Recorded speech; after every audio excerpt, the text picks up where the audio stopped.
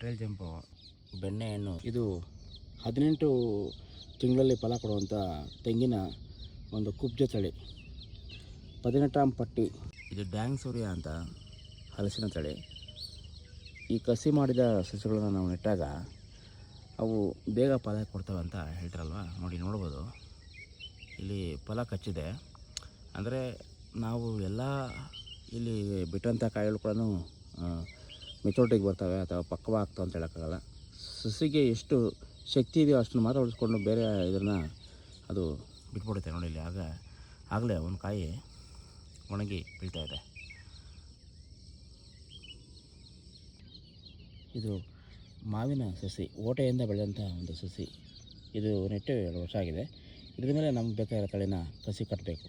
ಮಲೇನ್ orange dwarf ಇವು 3 ವರ್ಷಕ್ಕೆ ಫಲ ಕೊಡುವಂಥ ತೆಂಗಿನ ತಳಿ. ಇದು ಸುಮಾರು ಒಂದು 5 ಹಾಕಿದ್ವಿ, ಅದರಲ್ಲಿ ಒಂದು ಮಧ್ಯದಲ್ಲಿ ಈ ಜಾಗದಲ್ಲಿ ಹೋಗಿದೆ. ಮಾವಿನ ಸಸ್ಯಗಳನ್ನು ನಾವು ಪ್ರೂನಿಂಗ್ ಮಾಡಿ ಬೆಳೆಸ್ತಾ ಇದ್ದೀವಿ ಎತ್ತರವನ್ನು ನಿಯಂತ್ರಣ ಮಾಡೋದಕ್ಕೋಸ್ಕರ. ಮುಂಗಾರಿಗಿಂತ ಹಿಂಗಾರು ಚೆನ್ನಾಗಿ ಆಗಿ ತೋಟದಲ್ಲಿ ಸದಾ ತೇವ ಇದೆ. ಪಾದಗಳನ್ನು ಕೂಡ ಮಾಡಿದ್ದೀವಿ.